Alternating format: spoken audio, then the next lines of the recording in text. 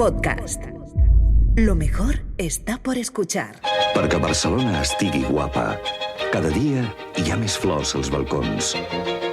Més façanes arreglades i pintades. Barcelona, posa't guapa. La ciudad de Barcelona se estaba poniendo guapa desde hacía varios años para albergar una cita histórica. Los Juegos Olímpicos de 1992. Una oportunidad para mostrarse al mundo, para exhibir la cultura, la gastronomía, la arquitectura y todo aquello que hacía grande esta ciudad y que se pretendía promocionar todavía más con este gran evento internacional. Las autoridades se pusieron manos a la obra y, además de invertir grandes cantidades de dinero en maquillarla, se dedicaron también a limpiar sus calles de aquellos elementos que entendían podrían dar mala imagen. Personas sin hogar, prostitutas, toxicómanos, eran parte del paisaje habitual de las grandes ciudades a principios de los años 90. Pero ante aquel gran acontecimiento, aquello debía pasar desapercibido. El ayuntamiento y las autoridades competentes emprendieron una campaña para esconder la miseria bajo la alfombra, para alejar a estas personas del centro y desplazarlas a otras zonas menos visibles.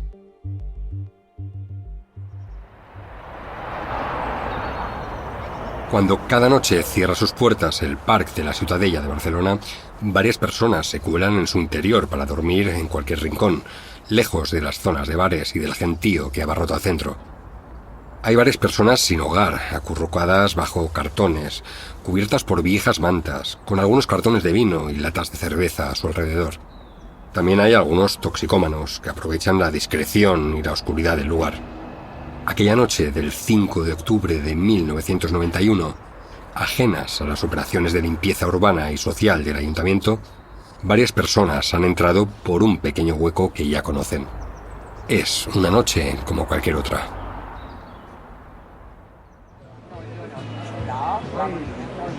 A poca distancia de allí hay varios locales donde los jóvenes se reúnen cada fin de semana. En un bar llamado El Barrigón se encuentran David, Pere, Héctor, Isaac, Andrés y Oliver. 6 chavales que hace ya tiempo que andan juntos. La mayoría de ellos se conocen del barrio y del fútbol, de las gradas del Fútbol Club Barcelona, de los entornos ultras y de los grupos de skinheads neonazis que aquellos años empezaban a proliferar en varias ciudades de España. Tienen entre 16 y 21 años. Son todos muy jóvenes. Aquella noche la cerveza corre sin parar. Dejan el bar El Barrigón y pasan por otros locales a seguir la fiesta. El Pop Bar, el SQ, el Vis a Vis, todos cercanos en aquella zona de ocio de la Zona Franca.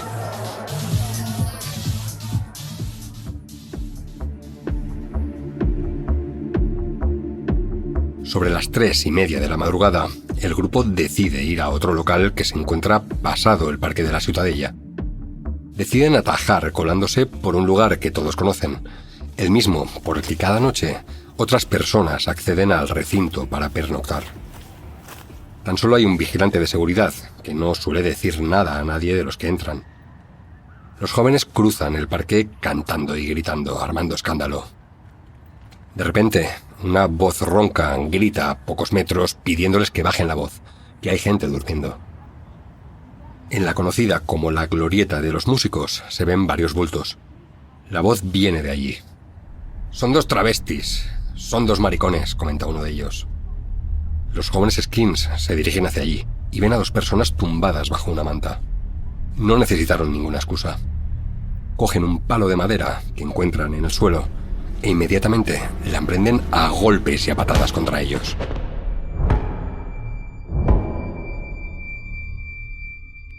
Subimos a machacarlos con el bastón y las botas.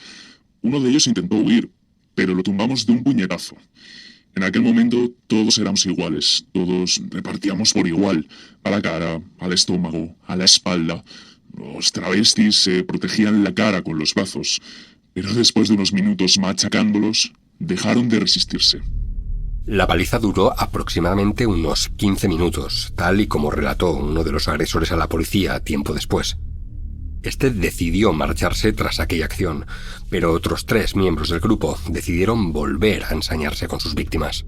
A uno de ellos le aplastamos la cabeza. Cuando nos fuimos parecían inconscientes. Había uno que respiraba con dificultad, como si roncara. Los golpes continuaron hasta que los agresores se cansaron. Uno de ellos se había lastimado un dedo del pie de las patadas que le había dado a sus víctimas con las botas de bola de acero. Paró, se apartó y observó cómo tenía una uña rota. Era el momento de seguir su marcha. Aquellos travestis ya habían tenido su merecido. A pocos metros de allí, el grupo observa cómo hay otras personas durmiendo en otro rincón del parque. Cuando fuimos a la salida del parque, que está a la altura de la calle Princesa, vimos a 3 sin techo durmiendo.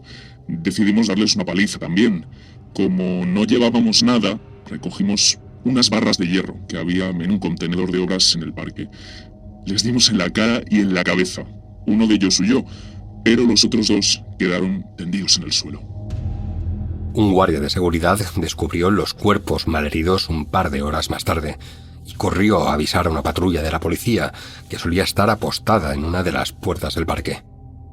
Una de las mujeres apaleadas en la glorieta de los músicos, Sonia Rescalvo, estaba ya muerta cuando llegó la ambulancia.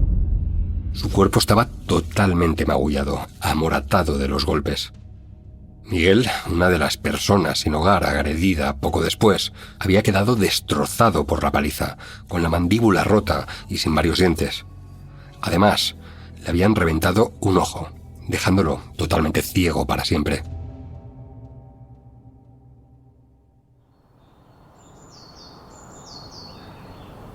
Eugeni, un joven de 26 años, tenía por costumbre leer las portadas de los periódicos que colgaban de los kioscos de las Ramblas a primera hora de la mañana cuando volvía a casa después de una noche de fiesta. Era, desde hacía tiempo, un activista en los incipientes movimientos LGTBI de la ciudad y junto a otros compañeros había puesto en marcha el Front d'Alliberament Gay de Cataluña, el FAC. Conozco a Eugeni desde hace muchos años, y cuando escribí mi libro titulado Antifascistas, en el que contaba la brutalidad de la violencia neonazi de aquellos años, hablé con él sobre el caso de Sonia y la lucha que habían llevado a cabo desde el Front d'Alliberament Gay ante este caso. Y me contó muchos detalles inéditos, que hasta entonces ninguna crónica de la época, y ni siquiera las más recientes, habían contado. Aquella mañana, paseando por las Ramblas, Eugeni vio una noticia en la portada de un periódico que le llamó la atención. La noticia contaba que había aparecido muerto un travesti negro en el Parc de la Ciutadella.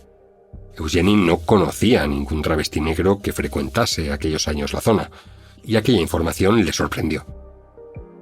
Compró un ejemplar de aquel periódico y al llegar a casa decidió contactar con el periodista que firmaba la pieza. Este periodista, al que Eugeni ya conocía, le matizó la información. La víctima no era una persona negra. Era la cantidad de hematomas que tenía de la paliza y lo destrozada que tenía la cara, lo que hizo pensar en un principio a los primeros testigos que esta persona era negra. Los otros heridos estaban graves y permanecían en el hospital en cuidados intensivos. No habían hablado todavía con la policía ni con la prensa.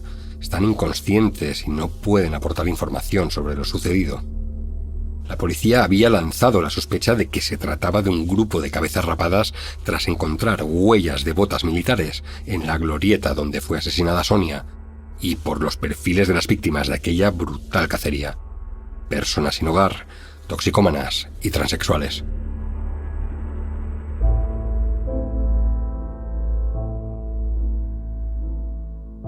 Sonia Rescalvo nació en un pueblo de Cuenca un 12 de octubre de 1956. Había migrado a Barcelona hacía ya algunos años, donde había encontrado un entorno de personas que no la juzgaba por ser como era, que compartía también el estigma de ser diferentes.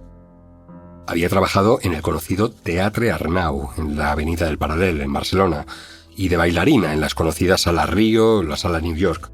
Vivió durante un tiempo con la conocida activista trans Silvia Reyes, y había aparecido en el libro de los travestis de la revista Liv en 1978, todavía con el estigma que sufría el colectivo en estos primeros años después de la dictadura, pues todavía estaba en vigor la ley de peligrosidad social que perseguía a las personas LGTBI. En aquel reportaje aparecía Sonia vestida con una chaqueta blanca y un collar de perlas, junto con las populares Viviana Fernández, Vivian Andersen y Angie Bonprit. «Yo no me considero travesti, pues durante todo el día soy una mujer», afirmaba Sonia en la entrevista. Viviana reforzaba esta idea con un tajante discurso.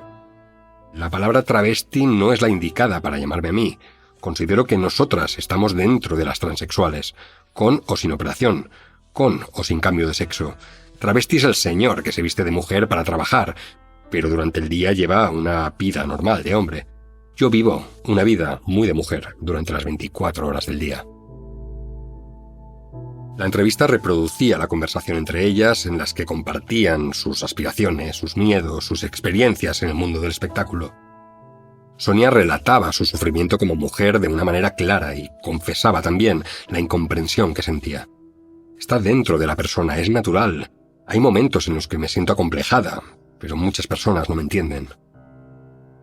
Muchas personas transexuales, a las que a menudo se llamaba travestis, vivían en entornos muy marginales, se dedicaban a la prostitución o caían en el mundo de las drogas. Aquellos años, la heroína estaba causando estragos en todo el país. Una plaga que se cebó, sobre todo, con los más pobres, con los más marginados. Sonia había caído en aquel mundo tras una profunda depresión, después de 2 relaciones fallidas que además acabaron arruinándola económicamente. Silvia Reyes, con quien compartía habitación en una pensión de la calle Pelay, la trató de convencer para que se marchara a Suiza a trabajar con ella, pero Sonia no quiso. A sus 35 años se encontró en una situación de extrema vulnerabilidad, viviendo en la calle, consumiendo drogas y ejerciendo la prostitución. Y ese fue el motivo por el que aquella banda de neonazis la eligió como objetivo. La noche siguiente a los hechos, los protagonistas de aquella cacería se vuelven a encontrar en el bar Barrigón, en la zona franca, a poca distancia del Parc de la Ciutadella. Comentan con sus amigos lo sucedido. No era la primera vez que daban una paliza a algún marginado, a algún indeseable. Ellos lo llamaban tocar el tambor. Bueno, yo no veo ningún delito matar a un travesti. ¿Es un delito matar a un travesti? ¿Es un delito matar a un travesti? No es ningún delito. Hombre, para un demócrata, para un payaso, es un delito, ¿no? Matar a un travesti, pero para un neonazi, para un screen, es un orgullo. Una medalla, el que lo haya matado, una medalla. Pocas semanas después del asesinato de Sonia, la televisión entrevistó a varios neonazis de Barcelona, que se expresaban así tranquilamente ante las cámaras. El auge de los grupos de skins neonazis de aquella época empezó a ser noticia por la gran cantidad de agresiones que cometían. En las principales ciudades del país, estos grupos llevaban ya algunos años sembrando el terror. Se mostraban sobre todo en los ambientes del fútbol, donde encontraban un espacio seguro de impunidad y camaradería. Y muchos de ellos exhibían vehementemente su ideología, su desprecio hacia la vida de aquellos a los que consideraban escoria. La policía tenía la sospecha de que se trataba de la acción de un grupo de cabezas rapadas. Aquellos años se contabilizaban hasta 3 agresiones neonazis semanales, tan solo en Barcelona. En Barcelona había diversos grupos neonazis repartidos, sobre todo entre los 2 principales equipos, el Barça y el Español. Ahora, los agentes encargados del caso tendrían que ubicar a los supuestos autores en alguno de estos entornos, pero la investigación de la Policía Nacional no parecía dar ningún resultado. Tan solo una semana después del crimen, la extrema derecha tenía su cita más importante. Cada 12 de octubre, los nostálgicos del régimen franquista, los fascistas y los neonazis se reunían en las inmediaciones de la estación de Sants para celebrar el conocido como Día de la Raza, hoy Día de la Hispanidad. Aquella sería una buena ocasión para que los agentes encargados de la investigación observasen a quienes acudían a estos actos para ubicar a algunos de los neonazis más destacados. Un agente de los Mossos d'Esquadra estaba allí aquel día, haciéndose pasar por uno de ellos. Es el subinspector Bossa, de la Brigada de Información, encargado de vigilar a estos grupos.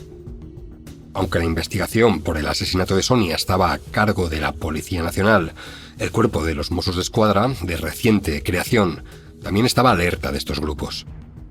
El subinspector Bossa se mezcló con los asistentes, escuchó los mítines y tras finalizar el acto, marchó por la calle junto a un numeroso grupo de cabezas rapadas que desfilaba por la ciudad sin ningún tipo de presencia policial.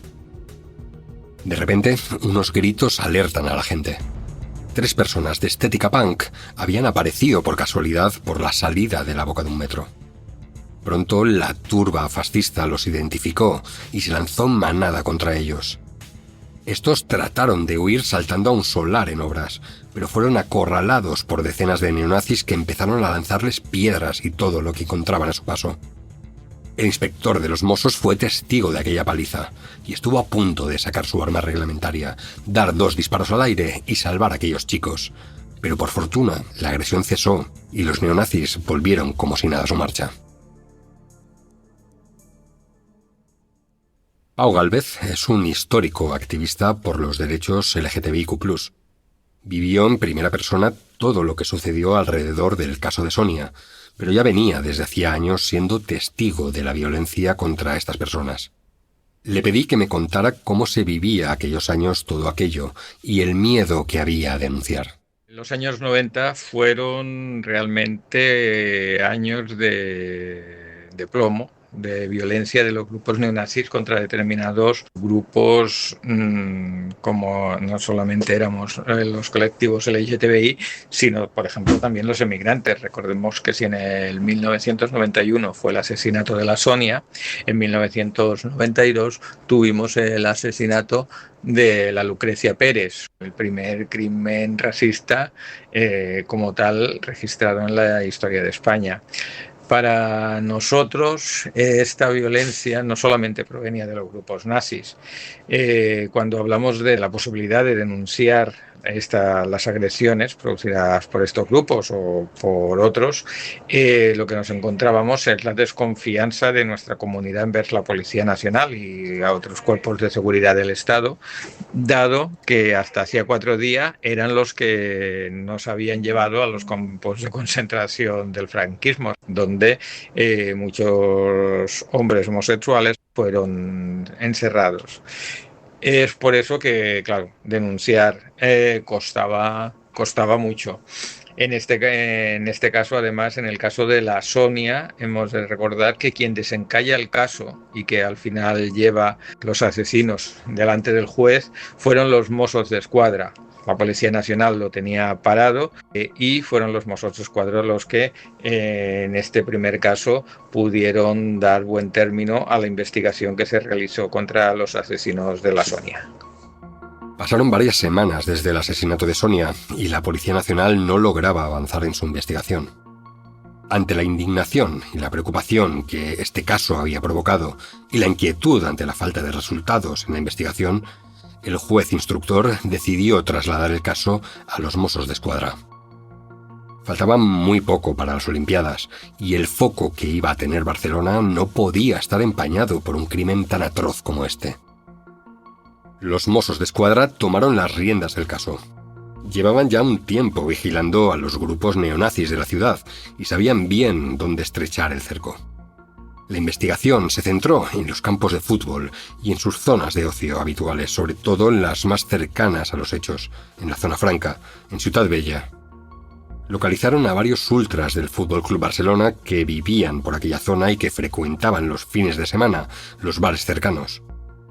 Policías de paisano empezaron a seguir a varios de ellos, a observar con quiénes se juntaban y dónde trabajaban y a qué bares iban. A menudo lograban sentarse cerca de ellos en algún local y escuchar sus conversaciones. Hay 2 individuos que llaman la atención de los investigadores. 2 hermanos, Isaac y Héctor. También un amigo suyo, Oliver. Los agentes tienen la sospecha de que saben algo de aquella noche de cacería. Piden permiso al juez instructor para pinchar sus teléfonos y así, armados de paciencia, empiezan a escuchar todas sus conversaciones. Tras 2 meses de pinchazos telefónicos, tras escuchar horas y horas de grabación, los Mossos finalmente obtienen una pista. Uno de los investigados habla con una amiga por teléfono a la que trata de convencer para quedar en su casa. Ella no quiere, pero él insiste. En un momento de la conversación, el joven suelta algo para llamar la atención de la chica. ¿Quieres venir a mi casa esta noche? No. Siempre me dices que no. ¿Tienes miedo de venir a mi casa? De tu casa no, de ti. Hostia, ni que fuera un travesti. No, hombre, no te pongas así. Por cierto, ¿sabes quién hizo aquello del travesti de la Ciudadela? No. Pues yo sí. Bingo. Por fin, una pista, un hilo del que tirar. El cerco a los asesinos de Sonia se estrechaba con esta confesión velada. Así que, el 11 de marzo de 1992, 5 meses después del crimen, los Mossos d'Esquadra proceden a detener a 7 personas que conforman este grupo. 4 de ellas tienen tan solo 16 años.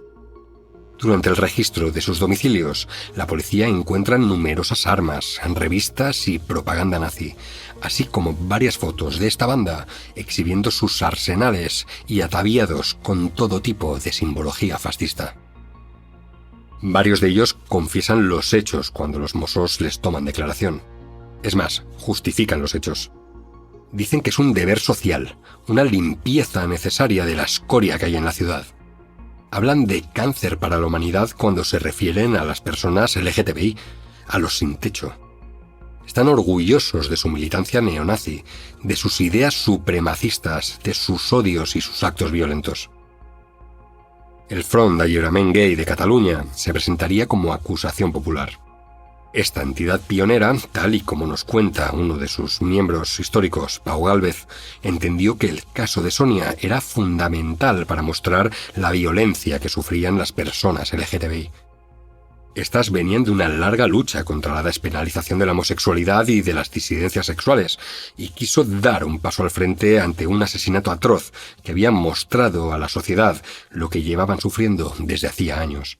La creación del Front d'Alliberament Gay de Cataluña, del FAC, que es la primera entidad que, como tal, surge en el Estado español, es de 1975, formada por la gente que había estado trabajando contra la ley de vagos y maleantes a partir del año 1970. Y esta organización, que se crea en el 75, hace un manifiesto donde se ve toda la influencia de la situación post-Stonewall, ¿no? Stonewall, la revolta de Stonewall que se produce en Nueva York en 1969 y que da un carácter revolucionario a la lucha de los colectivos LGTBI, queda reflejada en este primer manifiesto. Las prioridades son, pues, principalmente cambio de la ley, es decir, conseguir la despenalización de la homosexualidad. En ese momento estaba la ley de peligrosidad social, cosa que se conseguirá. También después tendrá que ir tanto contra el Código Militar,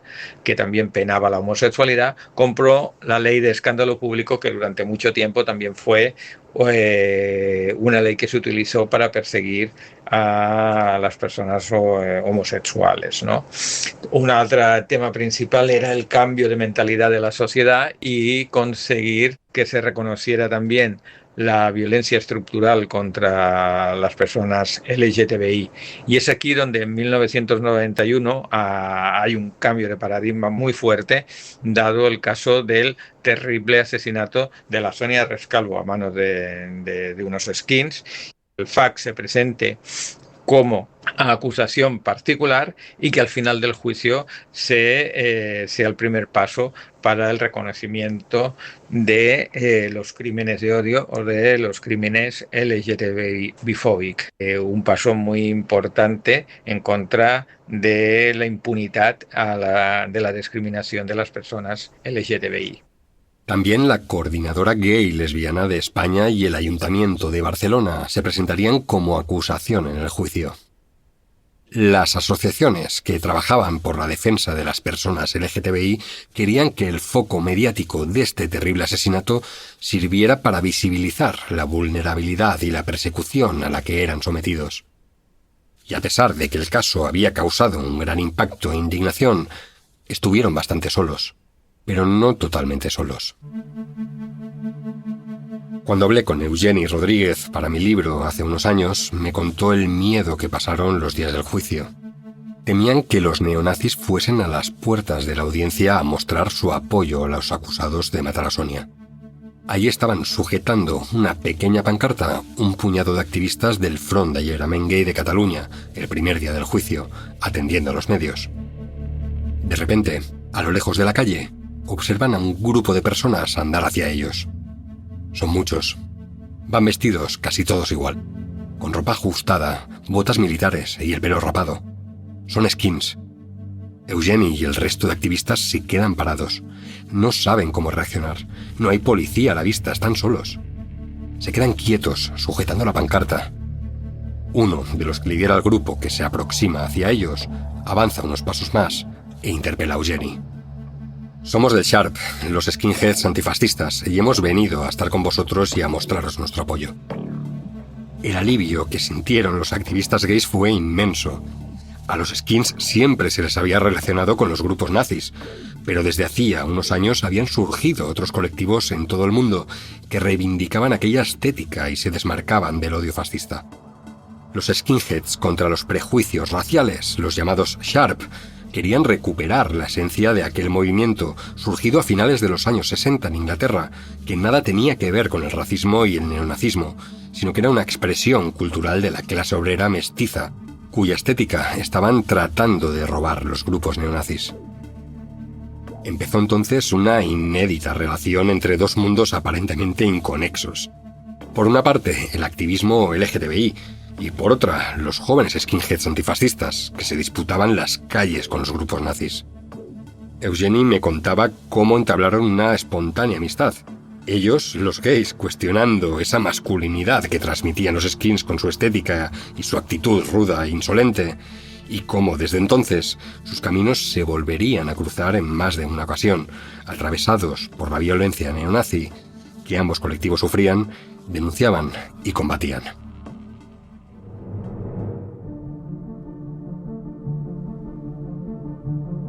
Finalmente, la audiencia de Barcelona condenó a Héctor, Pere, David, Andrés y Oliver, todos los mayores de edad, a penas de entre 65 y 45 años de prisión por los delitos de asesinato consumado y asesinato frustrado, con los agravantes de nocturnidad y actuación en grupo, y con el atenuante de embriaguez.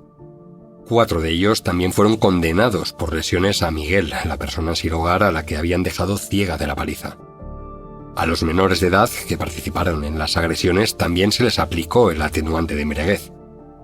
Además, todos fueron absueltos del delito de asociación ilícita, es decir, que el juez no consideró que se trataba de un grupo organizado para cometer este tipo de acciones, a pesar de las múltiples pruebas que los Mossos d'Esquadra habían presentado y que avalaban esta consideración.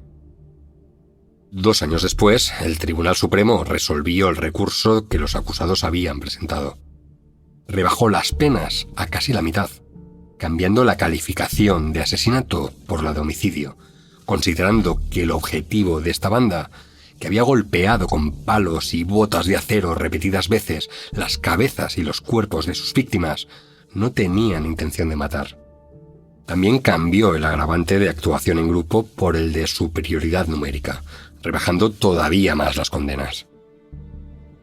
La sorpresa ante esta decisión del Tribunal Supremo fue tremenda. Un mazazo para las acusaciones populares y para todos los movimientos que habían estado denunciando la brutalidad de la violencia neonazi contra personas vulnerables. Era inexplicable esta benevolencia con unos individuos que se jactaban en público de sus hazañas, que no se arrepentían y que defendían la violencia contra el diferente con absoluta vehemencia y arrogancia. El Código Penal de entonces no contemplaba lo que hoy conocemos como delitos de odio, es decir, el hecho de seleccionar a las víctimas por su condición, en este caso por ser transexuales, por ser pobres, por ser tan vulnerables.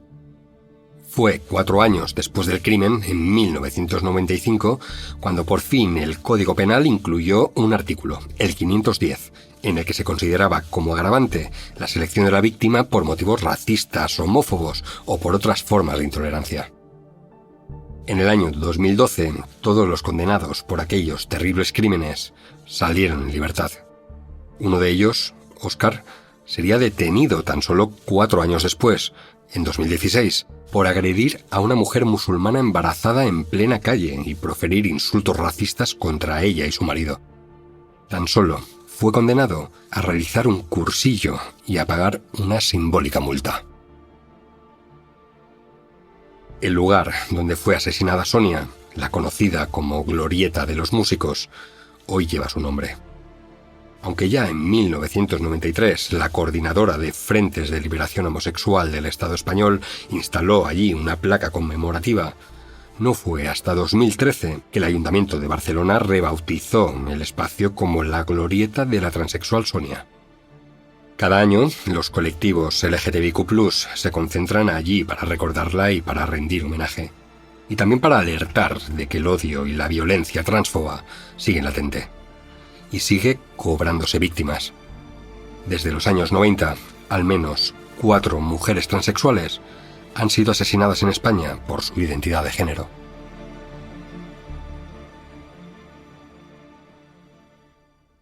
En el año 2015 emprendí un intenso trabajo de investigación junto a mi colega David Bou, periodista y politólogo catalán, para documentar y analizar todos los asesinatos y homicidios cometidos en España desde 1990 hasta hoy y que estaban motivados por el odio. Conocíamos muchos casos, pero estábamos seguros de que había muchos más. Nos pasamos varios meses consultando hemerotecas de periódicos, hablando con entidades antirracistas, con grupos LGTBI, con organizaciones que atienden a personas sin hogar, con fiscales, con periodistas, con activistas. Finalmente logramos poner en marcha el proyecto en 2015, con más de medio centenar de casos acreditados. Elaboramos un mapa interactivo y una ficha de cada caso, y dimos a conocer esta herramienta llamada crímenesdeodio.info. Había un vacío en la memoria contemporánea del Estado español en el cual las víctimas de los crímenes de odio no tenían el reconocimiento que merecían. Por lo tanto, junto con algunas entidades que trabajaban con la prevención y la sensibilización en materia de delitos de odio, nos ayudamos de ellas para realizar una base de datos donde se encuentran todos los casos que hemos podido localizar y documentar de crímenes de odio sucedidos en el Estado español desde el año 1990 hasta la actualidad. En esta página se puede encontrar una ficha de cada caso con la tipología de crimen de odio que corresponde, con el seguimiento que hubo en los medios de comunicación y el seguimiento que hubo también a nivel judicial, si el caso se judicializó o no, si hubo condena o no, y toda la información que podemos aportar también sobre los agresores. Vimos que muchos de los agresores eran personas muy jóvenes y que en muchos casos los medios de comunicación lo trataban como un simple suceso y no merecía la categoría de crimen de odio ni el componente motivacional que había llevado a cometer estos homicidios y estos asesinatos. En junio de 2026, 10 años después de presentar el proyecto, David y yo nos hemos vuelto a encontrar para actualizar la información y presentar nuevos casos. Son en total 91 crímenes de odio en España desde 1990, los que hemos podido acreditar y documentar tras 10 años de investigación. Racismo, LGTBI-fobia, aporofobia, islamofobia y violencia neonazi, que han sembrado el país de víctimas que no siempre han obtenido el reconocimiento y la justicia que merecían. Por eso, esta herramienta que decidimos poner en marcha hace ya 10 años es también un homenaje a todas ellas. El caso de Sonia es uno de los primeros casos registrados, y David, que es de Barcelona, destaca su importancia. Los motivos por los cuales es un caso icónico e importante, en primer lugar, es que fue el primer crimen de odio transfobo reconocido en el Estado español. El caso de Sonia Rescalvo no fue un crimen común. El primer asesinato de una persona trans en el Estado español que fue plenamente identificado, juzgado y visibilizado como un crimen de odio, debido a la identidad de género de la víctima y a la ideología de los agresores. Esto supuso que a nivel judicial se marcara un precedente legal e institucional histórico. El caso sirvió para articular y dar una fuerza sin precedentes al movimiento de defensa de los derechos de las personas trans, sacando el debate de la marginalidad y llevándolo a las portadas de los medios de comunicación y a las instituciones. Han pasado más de 30 años desde el crimen de Sonia. Y aunque el caso evidenció la brutalidad del odio neonazi, sería uno de los primeros crímenes de odio que estos grupos cometerían desde entonces. Un año después, en Madrid, el asesinato de la trabajadora dominicana Lucrecia Pérez volvió a poner la violencia neonazi en el debate público. Son varios los casos de personas transexuales asesinadas en España desde entonces. El desprecio que una parte de la sociedad siente hacia estas personas, su situación a menudo vulnerable, y la falta de políticas efectivas de igualdad y protección hacia este y otros colectivos hacen que muchas veces ni siquiera se atrevan a denunciar. La transfobia, igual que cualquier otro odio, sigue produciendo un daño irreparable en las vidas de estas personas y de sus entornos. Y sigue matando. Por eso, recordar a Sonia hoy sigue siendo de vital importancia.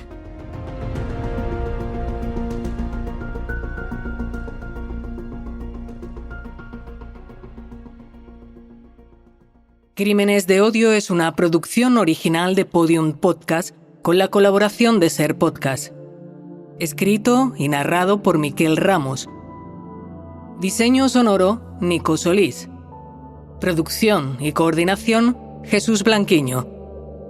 Agradecimientos al equipo de documentación de Cadena Ser.